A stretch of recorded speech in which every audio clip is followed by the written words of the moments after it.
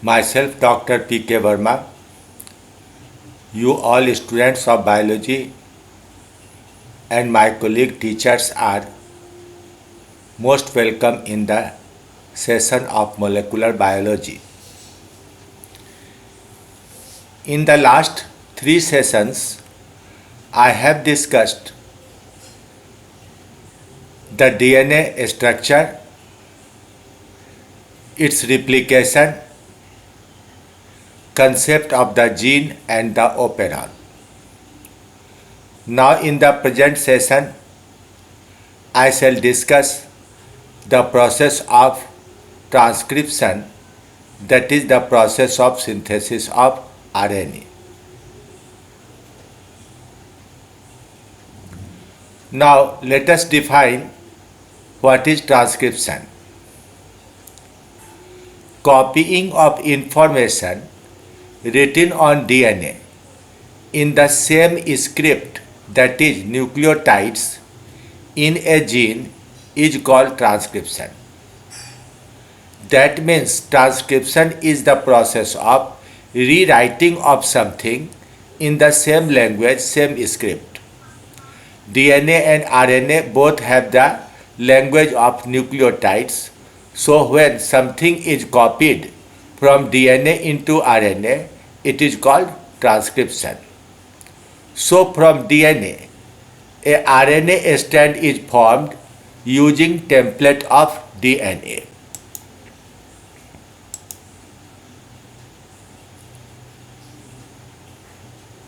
Transcription is the first of several steps of DNA-based gene expression.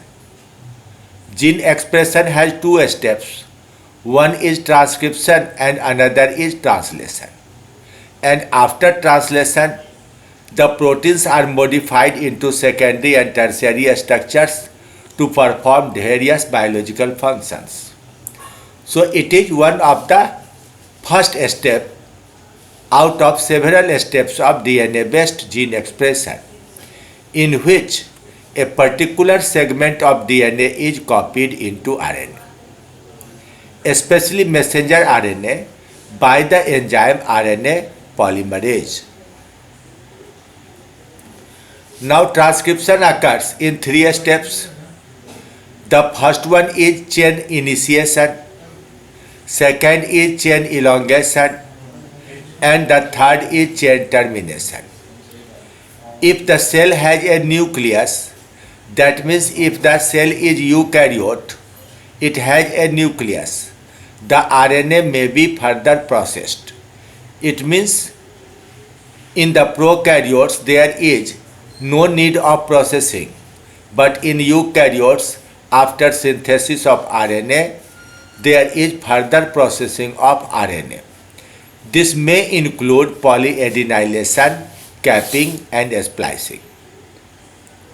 And after all these post-transcription changes, RNA may remain in the nucleus or exit to the cytoplasm through the nuclear pore. That is, all RNAs are not immediately released into cytoplasm. For example, the ribosomal RNA remains in the nucleus for some times. RNA synthesis takes place with the help of RNA polymerase enzyme. Now in bacteria, the process of transcription is being discussed at first, and then the process in the eukaryote will be discussed. So here, in relation to prokaryote, the nature of enzyme is being discussed. It has two forms. One is the core enzyme and another is the holoenzyme. RNA polymerase core enzyme consists of 5 subunits: 2 alpha subunit, 1 beta subunit, 1 beta prime subunit, and 1 omega subunit. So it is made of 5 polypeptide chains. In bacteria, there is one general RNA transcription factor known as sigma factor.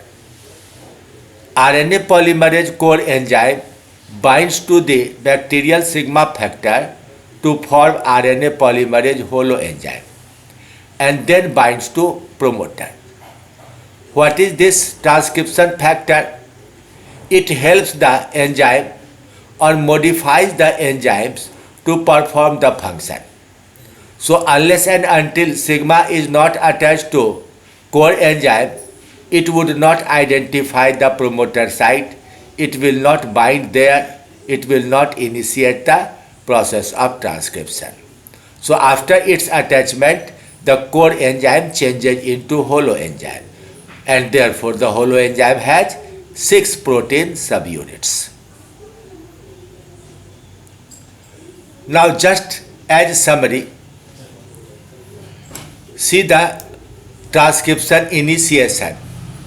This is the core enzyme having 5 polypeptides, 2 alpha, 1 beta, 1 beta dash, and this omega. Omega is the smallest polypeptide in this bunch. It now becomes attached to the sigma factor, that is a transcription factor, and forms this holoenzyme. Now this holoenzyme finds the promoter, reads the specific sequences of nucleotides present on promoter, and then proceeds forward. When it proceeds through the cistron length, the RNA is formed. Transcription begins with the binding of RNA polymerase together with one or more general transcription factors to a specific DNA sequence referred to as promoter to form a RNA polymerase promoter closed complex. Here in bacteria there is one transcription factor. In eukaryotes there are more transcription factors. So the core enzyme and sigma factor, when bind to the promoter, they form a closed complex. In the closed complex, the promoter DNA is still fully double stranded. That is, their hydrogen bonds are intact. Now see the promoter of prokaryote. This length of DNA from here to here is the length of promoter. This point from which the RNA synthesis begins is called transcription start site. From this point, 10 nucleotides upstream, that is at -10 region, a special sequence of base is TA-TA-AT on the 3' terminal to the 5' terminal strand. Again another sequence is TT-GA-CG at the 35 region, -35 region upstream from the start site. These two special sequences are conserved in almost all the promoters of prokaryotes. These are called consensus sequences. They act as signal for identification of the enzyme. That is, the enzyme reads these signals and then become attached to promoter. So the pink color shows RNA polymerase along with the sigma factor. RNA polymerase assisted by one or more general transcription factor then unwinds approximately 14 base pairs to form an RNA polymerase promoter open complex. When the enzyme binds to promoter, a small segment of DNA lies within the active site of the enzyme. It has hardly 14 base pairs. So the enzyme breaks hydrogen bonds of only these 14 base pairs and forms the open complex. In the open complex, the promoter DNA is partly unwound and becomes single-stranded. When the hydrogen bonds break, the two strands separate. The exposed single-stranded DNA is referred to as the transcription bubble. One strand of two DNA beginning with 3' terminal is used as template for RNA synthesis. It is called the template strand or transcribing strand or the non-coding strand. Some scientists differ in their opinion which strand should be called coding and which should not be called coding. The use of coding strand and non-coding strand is therefore controversial. It is better to use transcribing strand and non-transcribing strand. As transcription proceeds, RNA polymerase traverses the template strand and uses base pairing complementation with the DNA template to create an RNA copy. One strand, which strand? That begins with 3' terminal, acts as template, and only on this template strand a RNA is formed. The ribonucleotides become attached to the unpaired strand following the rule of base complementation. See this diagram. This big structure is RNA polymerase. A small segment of DNA comes into the active site, hydrogen bonds break and the two strands separate, forming the replication bubble. Transcription bubble. Now, the ribonucleoside triphosphates enter into this active center or active site and become paired on the template that is shown in pink color and the ribonucleotides in the green color. Now the enzyme forms sugar phosphate diester bonds and RNA is formed. Because template strand begins with 3' terminal, the RNA begins with 5' terminal. So these two are opposite in directions.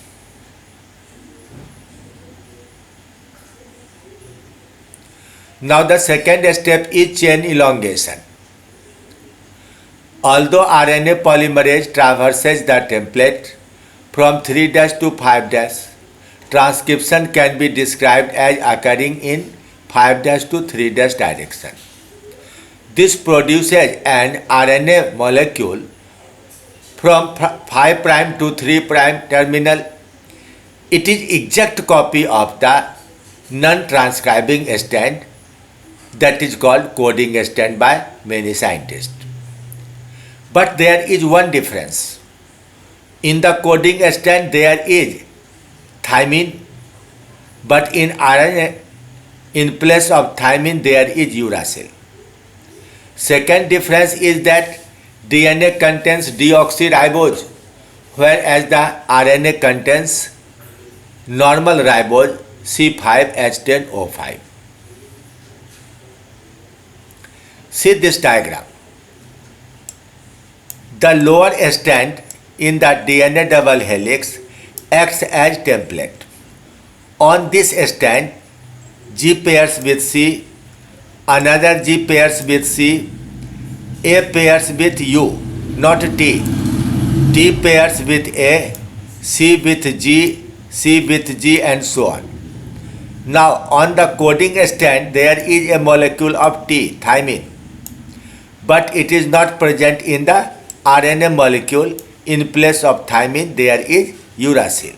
So the structure and base sequence of this coding strand beginning with the 5' terminal is same as the structure of RNA. Messenger RNA transcription can involve multiple RNA polymerase on a single DNA template. and multiple rounds of transcription, so many mRNA molecules can be rapidly produced from a single copy of a gene. What does it mean? Once a gene becomes on, the sigma factor brings one enzyme.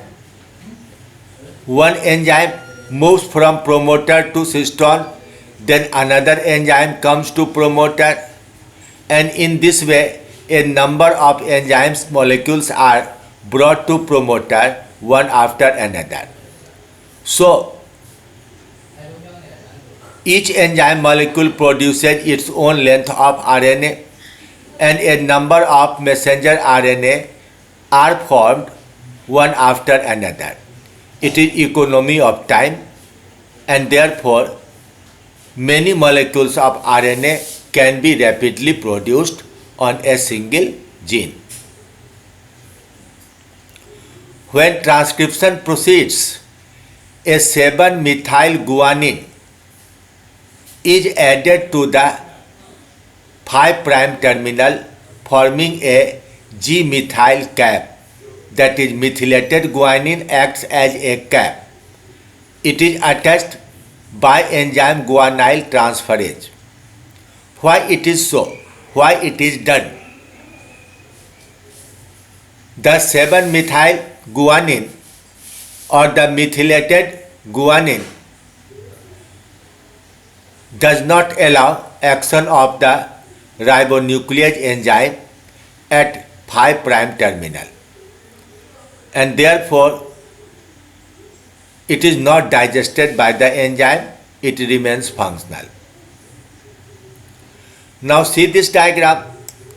A small length of RNA is formed. Then a methyl guanyl triphosphate comes to this 5' terminal, and the enzyme guanyl transferase forms the ester bond between the 5' terminal and this molecule of methylated guanine. Thus methylated guanine becomes attached here and a G-methyl cap is formed. Now come to the third step, chain termination. Bacteria use two different strategies for transcription termination. One is row independent termination and another is row dependent termination. In row independent termination, RNA transcription stops when the newly synthesized RNA molecule forms a GC-rich hairpin loop. It has GC-rich region at the termination point, followed by a run of polyuracil. So many uracils form a chain after this GC region. Now this GC region forms a hairpin loop. When the hairpin is formed, the mechanical stress breaks the UC bond, UA bond, now filling the DNA-RNA hybrid. This pulls the polyuracil transcript out of the active site of the RNA polymerase, terminating transcription. When there is GC-rich region, it forms a hairpin loop like this, and because of the twisting, a strain is formed on the AU region, and AU have two hydrogen bonds only per pair, so it is weaker and therefore breaks and separate. Now see it in diagram. This is GC-rich region. It forms the helical structure like this. The loop is here, it is called hairpin loop. It is the simplest form of hairpin. And now its strain affects the hydrogen bonding between A and U in the following region. So the bond between A and U breaks and RNA becomes free. In the rho-dependent type of termination, a protein factor called rho factor destabilizes the interaction between template and the messenger RNA, thus releasing the newly synthesized mRNA from the elongation complex. In fact, the rho factor becomes bound to the DNA molecules at the terminal end. And when RNA polymerase comes here, it cannot move further and is removed. Later on, RNA also is removed from the DNA template. Bacterial mRNA does not need any post-transcription modification. In bacteria, minimum amount of DNA is present, so mRNA has no useless segment. Unlike the eukaryotic messenger RNA, so without transcription, translation can begin on it. Now a question arises, when RNA is formed on only one strand of DNA, why there are two strands in the DNA?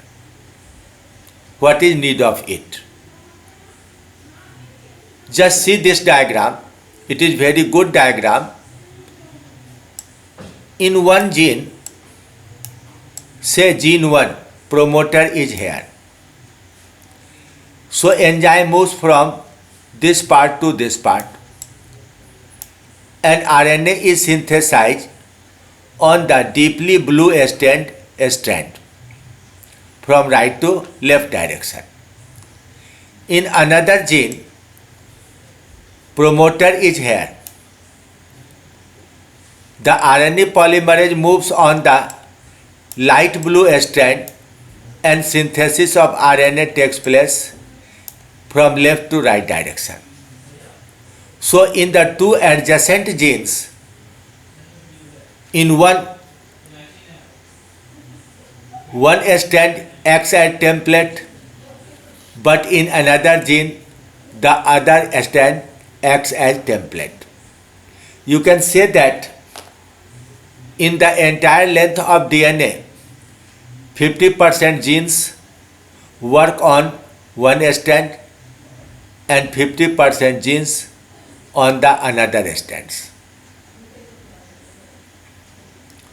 Now there are a number of videos available on YouTube describing various biological processes.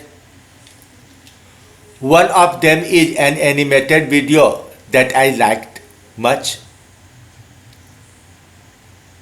I am very sorry that without permission of the author, in good faith, I am using this video for you students of biology.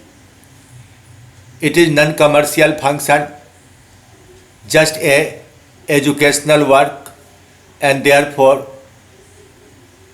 I again feel sorry for this video for having no permission from the author. See the video. In bacterial cells, the transcription of a gene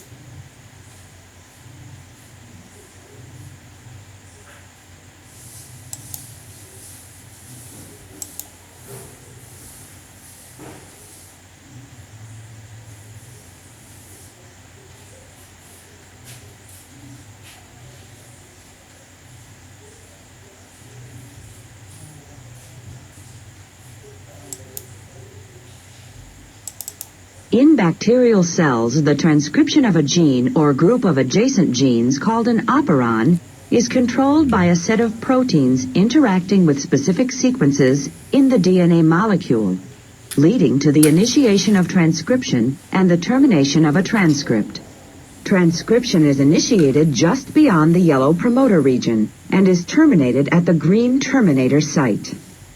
The sequence of the promoter at positions 35 and 10 nucleotides upstream from the transcription start site are critical to initiating transcription.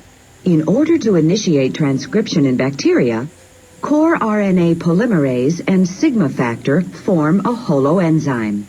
Sigma factor recognizes the sequence of DNA at the promoter region. This holoenzyme then binds to the promoter region of the DNA molecule, forming the closed complex between RNA polymerase and the DNA molecule.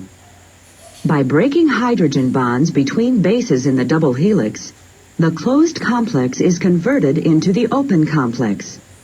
The formation of the RNA transcript from nucleotide triphosphates then takes place as RNA polymerase is forming the new transcript, starting at the 5' end of the transcript.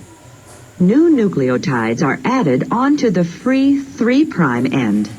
The initiation of transcription is completed when sigma factor is released. As elongation of the transcript then continues, the RNA polymerase moves down the DNA molecule and the next sequence in the chain is opened up. As RNA polymerase moves down the DNA strand, the DNA molecule entering RNA polymerase unwinds, forming the open complex, while the DNA exiting RNA polymerase rewinds to form double helix. Ribonucleotide triphosphates are added to the chain, and the growing RNA transcript continues to elongate as new DNA sequence enters the open complex region. The new RNA transcript initially forms an RNA-DNA hybrid complementary to the template strand, corresponding to the sequence of the coding DNA strand. In this way, the DNA double helix is opened, transcribed, and reclosed with minimal stress on the DNA molecule. One mechanism of bacterial transcriptional termination involves the binding of the Rho protein to the RNA. It is a helicase that moves in the 5' to 3' direction toward the RNA polymerase. Between the Rho recognition site and the terminator site, a stem loop structure is formed by the sequence in this region.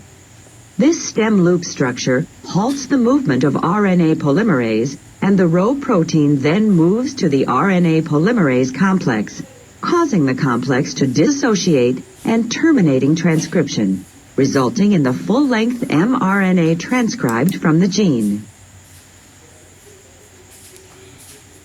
So from the video, you have learned how chain initiation, chain elongation, and chain termination takes place in prokaryotes. And I have also described all the steps properly in the detailed that is sufficient for the students of honors and postgraduate also. Now come to the transcription in eukaryotes. Most eukaryotic genes are monocystonic, that is they synthesize only one mRNA and only one polypeptide. Each cystone has separate promoter operator site and the regulatory gene may be present elsewhere.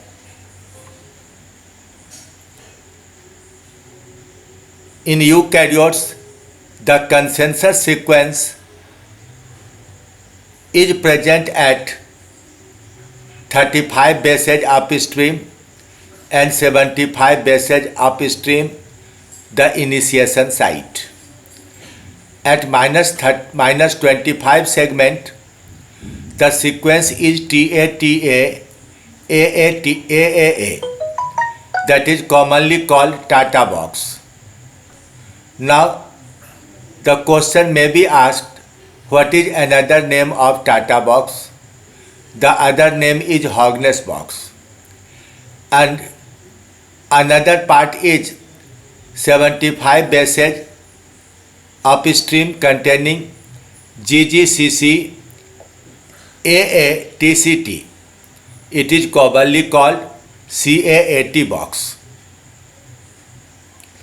Now for attachment of the RNA polymerase, a catabolic activator protein is needed. This catabolic activator protein also acts as a transcription factor to initiate the transcription. Eukaryotes have a number of RNA polymerases for synthesis of different RNA molecules.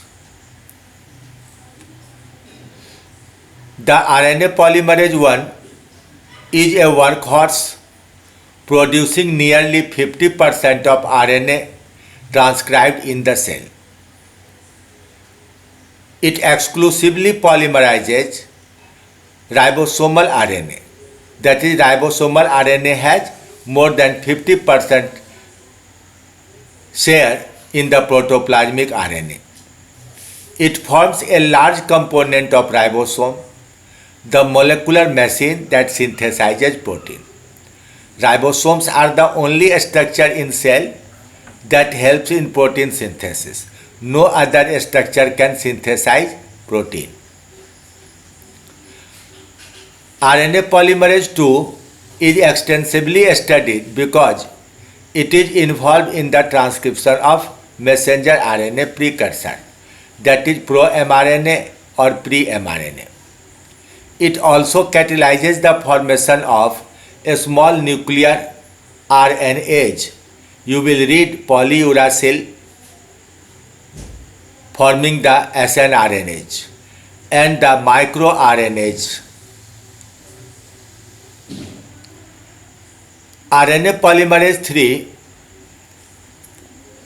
transcribes transfer RNA, some ribosomal RNA and a few other small RNA, and is important since many of its targets are necessary for normal functioning of the cell.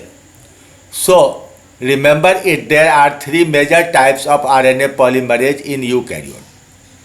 RNA polymerase I transcribes ribosomal RNA, polymerase II transcribes messenger RNA, and polymerase III transcribes transfer RNA.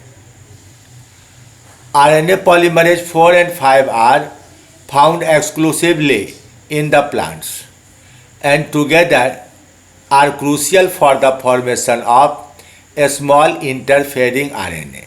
These interfering RNA protect the plants from viral infections. And heterochromatin in the nucleus. You know that a major part of chromosome is heterochromatic, in which genes do not function, and this part is formed by the RNA polymerase 4 and 5.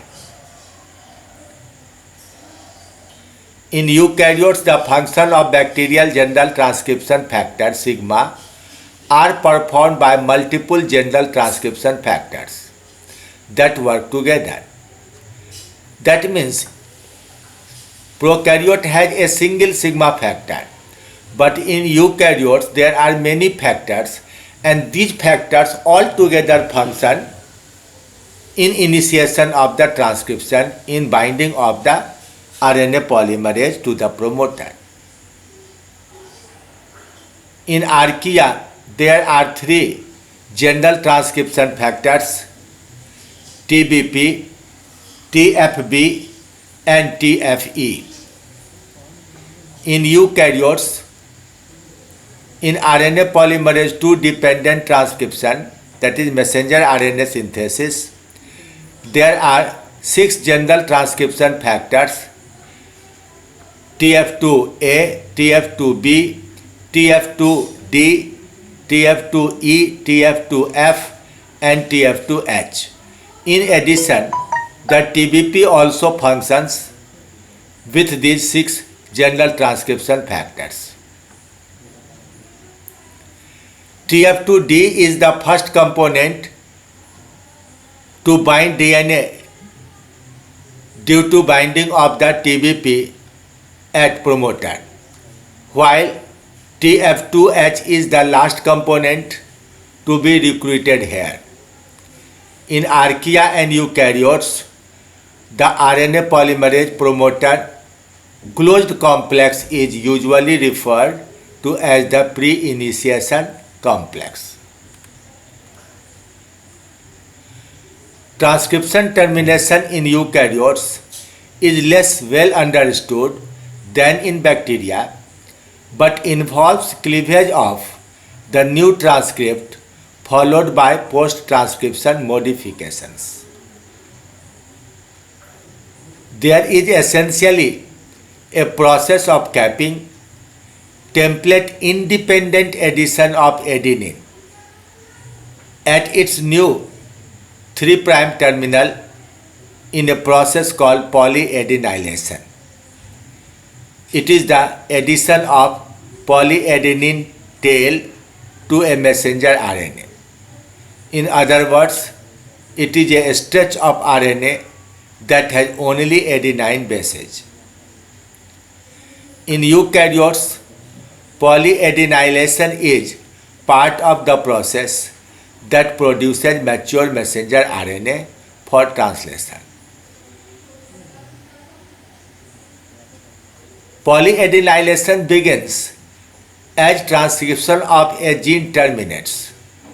That is, after termination, when pre-messenger RNA separates from the template, then the polyadenylate chain is formed at its 3' terminal by separate sets of protein. The polyadenyl tail is important for nuclear export, translation and stability of mRNA. This third point is very important because the stability of mRNA is very important. The RNA polymerase forms the main length of mRNA. Then polyadenylate chain is formed, and when a ribonuclease enzyme digests from the 3' terminal, it has to digest polyadenylate chain, then comes into mRNA. So unless and until the maximum length of polyadenylate is not digested, messenger RNA is safe. It can continue to translate. Almost all eukaryotic mRNA are polyadenylated with the exception of animal replication dependent histone messenger RNA. Histone is a protein that is used in packing of DNA into chromatids and chromosomes. When the mRNA is formed for histone, it has no polyadenylate tail. However, it forms a stem loop structure followed by a purine-rich segment known as histone downstream element. Most eukaryotic genes are split genes. That is, they have useful segment called exons and useless segments called introns. These introns are interspersed in between the exons. So before the final processing, these introns are removed. The removal process will be discussed in next session. And the exons are reattached to form the functional messenger RNA. So you have learned everything about the transcription except the processing, post-transcription processing of the RNA. Just I have given hints that there are capping, polyadenylation and splicing of the pre-messenger RNA to final messenger RNA. Thank you very much.